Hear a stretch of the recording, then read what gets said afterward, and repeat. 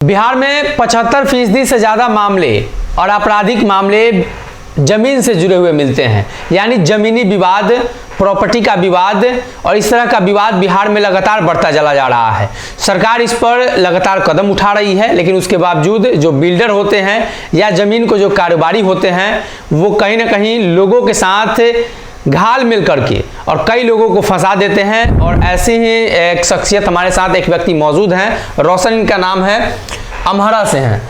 इनके साथ जो घटना हुई है उसको लेकर ये काफ़ी चिंतित हैं, व्यथित हैं। इनसे हमारी मुलाकात हो गई, ये अपनी भावनाओं को प्रदर्शित कर रहे थे, तो हमने सोचा कि आपको बताया जाए कि बिहार में सुधा इंजीकॉन प्राइवेट लिमिटेड कंपनी नामक एक कंपनी है जो फ्लैट का निर्माण कराती है और अमहरा में इस फ्लैट का निर्माण कार्य चल रहा है। इनके साथ भी धोखाधड़ी हो गया है। क्या मामला घटा है आपके साथ? एक मेरे ही गांव में, अमहरा गांव में ही एक सुधा इंजीकॉन प्राइवेट लिमिटेड ओम टावर नाम से एक परियोजना का अपना निर्माण कर रही है, जिसमें मैंने 2019 में एक फ्लैट बुक करवाया और उसकी करीब कीमत थी 18 लाख रुपए और 1,11,000 रुपये मैंने देख के उस टाइम उनसे अब आपने बुकिंग कराया तो कुछ बुकिंग रिसिप्ट आपको मिला है? ये बुकिंग फॉर्म है मेरे पास जिसमें स्पष्ट दिखता है 1800 रुपये पर स्क्वायर फीट इसका रेट था। ओम टावर प्रोजेक्ट। फ्लैट नंबर कितना था? फ्लैट नंबर 204 था और ब्लॉक ए थे। उस टाइम 2 ब्लॉक है उसमें, तो ए ब्लॉक में मेरा 204 नंबर फ्लैट था और 1000 स्क्वायर फीट की थी। 1800 रुपये पर स्क्वायर फीट,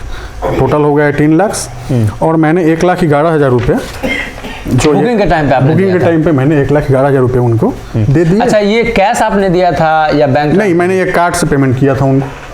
ठीक है, अपने डेबिट कार्ड से उनको पेमेंट किया था। ठीक है। और बाकी उस टाइम जो उनका कंस्ट्रक्शन पीरियड था वो फर्स्ट फेज में था, तो मैंने उनको बोला कि आगे भी धीरे मैं पेमेंट जो एज ए लाइक जो कंडीशन रहता है मैं पेमेंट आपको करता रहूँगा। उन्होंने बोला कि ठीक है। और उसी टाइम मैंने 2 प्रॉपर्टी इन्हीं के यहाँ, 2 कॉमर्शियल शॉप भी मैंने और लिया था। लोग मेरे जो सहोदर चाचा हैं वो CISF इंस्पेक्टर हैं, तो उन्होंने 3 प्रोजेक्ट मतलब 3 प्रॉपर्टी हम लोग एक साथ हम लोग उनसे कमिटमेंट किए थे। वो 2 दुकान लिए, मैं एक फ्लैट लिया। दुकान मिला?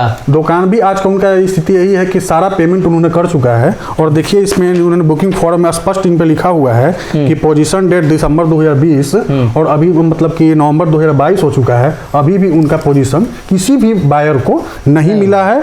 और आप इस चीज को इंक्वायरी कर सकते हैं। कुछ ग्राहक को मैं भी जानने वाला हूं जो सारे उनसे असंतुष्ट हैं, टोटल के टोटल कस्टमर उनसे असंतुष्ट हैं। अच्छा, अभी मामला कहां तक पहुंचा है? क्या जो कंपनी है वो क्या बोलती है आपको? कंपनी तो बोलती है, वो सीधे अल्टीमेटम देती है। मैं उनको प्रूफ भी आपको दिखा सकता हूँ मैसेज का। मैं उनके पास लगातार 1,11,000 के बाद मैंने 1 लाख रुपया उनको अप्रोक्स 6 मंथ के बाद और पेमेंट किया। वो कैश में उनको मैंने किया, 2,11,000 हो गया। और उनसे मैंने बोला कि सर अब तो सेल एग्रीमेंट हो जाना चाहिए, उसका मुझे भी होम लोन लेना है। और मैं उनकी बहुत रिस्पेक्ट करता था, उनसे बहुत अच्छा जुड़ाव था। तो बोला कि हो जाएगा हो जाएगा हो जाएगा। मतलब कि 20 बार कॉल करते थे तो 1 बार फ़ोन रिसीव होती थी। और अगर फ़ोन नहीं रिसीव होता तो हमको मजबूरन में आपको मैसेज में भी दिखा सकता हूँ, बाई प्रूफ जो भी मैं बोल रहा हूँ, मैं बाई प्रूफ बोल रहा हूँ। मैं मैसेज भी दिखला सकता हूँ आपको। मैसेज जब भी उनको भेजते कि सर एग्रीमेंट कब होगा, एग्रीमेंट कब होगा, एग्रीमेंट कब होगा, 10 मैसेज होने के बाद उनका एक मैसेज रिप्लाई आता था कि मैं पटना से बाहर हूँ, आएँगे तो बात करेंगे। बस यही आज तक वो 2 साल 3 साल में होते रहा। अचानक क्या हो गई, लेकिन मैं भी थोड़ा सा बिजनेस से जुड़ा हूँ तो धैर्य जोड़ी होती है, मैं भी पेशेंस रखा। तो उसके बाद अचानक मैं एक दिन अपने गांव के बस मेन रोड पे ही तो है हमारा हम लोग घर हुआ, तो बस मेन रोड पे ही वो बिल्डिंग है। तो सोचा क्या, तो मन में आया कि सोचे चलो देखते हैं थोड़ा फ्लैट क्या कंडीशन है। जब गए तो उसमें देख रहे हैं कि गिरी प्रवेश हो चुका है। तो जो वहाँ केयर टेकर थे बिल्डिंग के, उससे पूछा कि इसमें भाई तो फ्लैट तो मेरा था। तो उन्होंने बताया कि नहीं, इसमें तो गया के आदमी पूजा कर चुके हो, तो गिरी प्रवेश कर चुके, फ्लैट तो उनका है।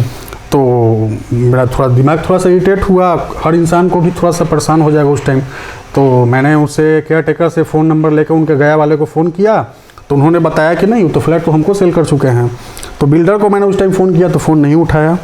उसके बाद उनको मैसेज किया क्या फ्लैट सेल कर चुके हैं क्या, तो उन्होंने मैसेज में दिखला सकता हूँ आपका। उन्होंने मैसेज किया कि तुमको जो करना है जो करो, गो। मैसेज आपको दिखला सकता हूँ मैं प्रूफ। तो उसके बाद मैंने उनको क्या किया कि कानूनन फिर मैंने कोई इलीगल कानून को अपने हाथ में लेना कुछ ऐसा नहीं समझा। मैं मतलब कि जो भी रास्ता होगा कानून की, मैंने आपने उन पर FIR कराई थी? मैंने पुलिस प्रशासन के पास गया, लेकिन पुलिस प्रशासन ने भी कोई खास रिस्पॉन्स नहीं लिया। तो मैंने कानूनन उनको नोटिस भेजा, 2 नोटिस भेजा। तो 2 नोटिस के बाद उनका एक नोटिस का जवाब आया कि आपका बुकिंग मैंने फरवरी 2020 में कैंसिल कर चुका हूँ। क्यों कैंसिल किया गया बताएं? कि पेमेंट में आप लेट कर किए थे, इसलिए मैं यहाँ पे कैंसिल कर चुका हूँ और आपको मैंने इसकी लिखित सूचना दी है जो आप जानते हैं। तो मैंने उनको उस नोटिस का जवाब में आगे मैं आपको बताऊंगा उस चीज़ को, उनके जवाब में आपको लिखित सूचना दी गई? नहीं, कोई लिखित सूचना नहीं। मैं अभी भी आपके मन से माध्यम से बोलना चाह रहा हूँ कि अगर उन्होंने मुझे कोई लिखित सूचना दी हो तो उसको प्रदर्शित करें, मुझे कोई दिक्कत नहीं है। और उसके बाद ठीक है, 1 मिनट के लिए मैं ये भी बात मान लेता हूँ कि अगर मैंने कैंसिल कर दिया हूँ, ठीक है, तो 2022 में फिर हमसे पेमेंट क्यों ले रहे हैं? 2020 में उन्होंने कैंसिलेशन डेट उन्होंने कब बताया आपसे? ये फरवरी 2020। फरवरी 2020। हाँ, ये अच्छा, आपने 2020 में फरवरी, उन्होंने बताया 2020 फरवरी में कैंसिलेशन डेट। उसके बाद आपने पेमेंट किया तो वो पेमेंट लेते समय रोका नहीं आपको? नहीं, उन्होंने पेमेंट डिमांड करके मुझसे मांगा। हाँ, पेमेंट मुझे डिमांड करके मांगा कि पेमेंट लाइए आप। उसके बाद मैंने 5.5 लाख और 3 लाख 8.5 लाख रुपए उनके अकाउंट से पेमेंट किया। आपने अकाउंट से पेमेंट किया तो वो तो ऑन रिकॉर्ड है, लेकिन आपको पता था कि 204 नंबर फ्लैट बिक चुका है, तो उन्होंने कुछ भरोसा दिया कि 204 दिलाएंगे या दूसरा दिलाएंगे? नहीं, तो उस टाइम जिस टाइम मैंने पेमेंट, ये सारा पेमेंट लेने के बाद ये खेला हुआ ना। अच्छा। मैं पेमेंट जब उनको 10,61,000 जो पूरा कर दिया, उसके बाद मुझे पता चला कि तो फ्लैट किसी को और लगता है कि सेल कर चुके हैं। हालांकि उस सेल करने का मेरे पास कोई दस्तावेज नहीं है, लेकिन फ्लैट में तो कोई गृह प्रवेश कर चुका है, पूजा कर चुका है। हाँ। तो कोई बना ऑथराइज से ही वहाँ पे रह रहा है। तो उसके बाद पेमेंट करने के बाद ये सारी खेला हुई। उसका कानूनी नोटिस भेजा तो बोल रहे हैं कैंसिल कर चुके, एक तरह पेमेंट ले रहे हैं, मनी रिसिप्ट दिए हुए हैं। ये देखिए मनी रिसिप्ट, सारा मनी रिसिप्ट देखिए, आपकी तो देखने की चीज़ है। सेकंड,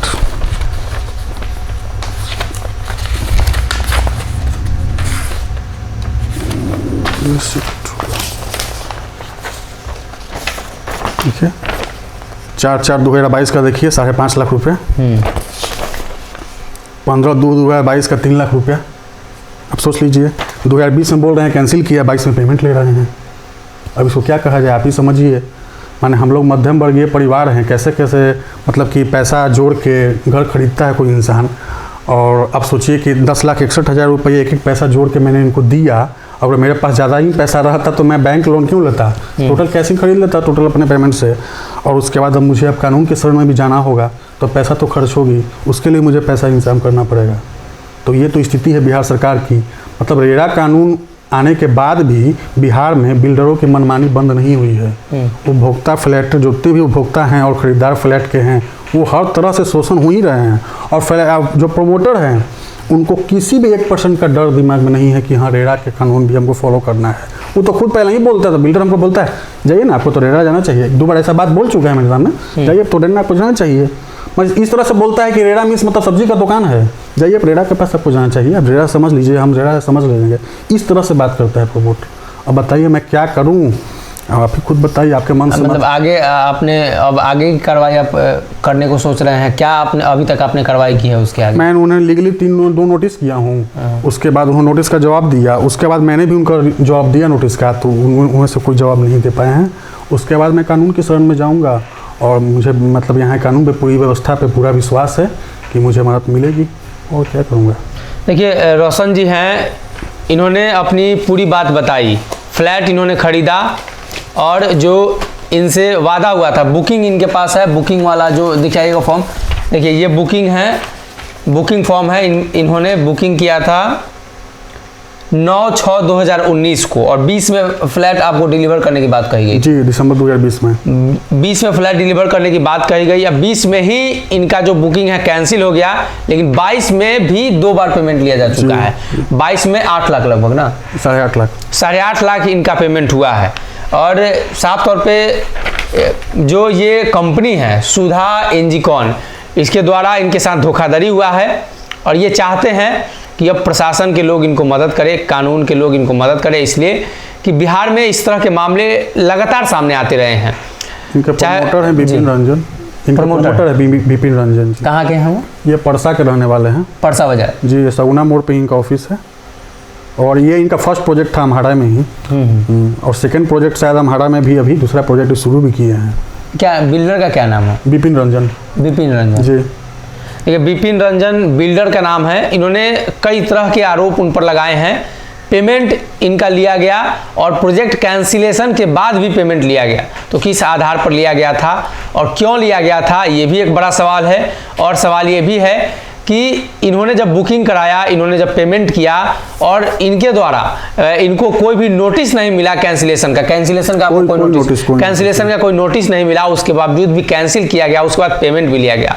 तो ये बिहार में जो जमीन और बिल्डिंग से जो बिल्डर लोग हैं वो लगातार पैसे कमा रहे हैं, लेकिन जो लोग हैं उनको लगातार परेशानियों का सामना करना पड़ रहा है। सोचिए कि इससे 2 आदमी शोषित है, मैं तो शोषित हूँ, दूसरा जो ग्राहक उन्होंने जो बेचा वो भी तो शोषित है, वो भी तो शोषित है। एक फ्लैट का दो को सेल करना, अब सोचिए कि उससे पैसा लिए, हमसे पैसा लिए, तो ऐसा थोड़ी है कि शोषित नहीं हो। उनके मन में भी ये डर होगा कि कब इस फ्लैट से निकल जाएंगे, क्या होगा। बिल्कुल बिल्कुल बिल्कुल बिल्कुल बिल्कुल। देखिए दोनों कस्टमर को कहीं ना कहीं उन्होंने फेरा में डाल दिया है, और ऐसे में जो बिहार में कानून बना है, खासतौर पर बिल्डरों के लिए जो कानून बना था रेरा कानून, उसकी भी कहीं ना कहीं अब ना परवाह करते हुए रेरा के कानून में सेक्शन 13 में ये स्पष्ट दर्शाया गया है कि कोई भी प्रमोटर कोई भी प्रॉपर्टी का लागत से 10% से ज़्यादा जी आप बुकिंग से तक 10% ही ले सकते हैं। 10% से ज़्यादा आपको अगर लेना है तो सेल एग्रीमेंट में जाना है।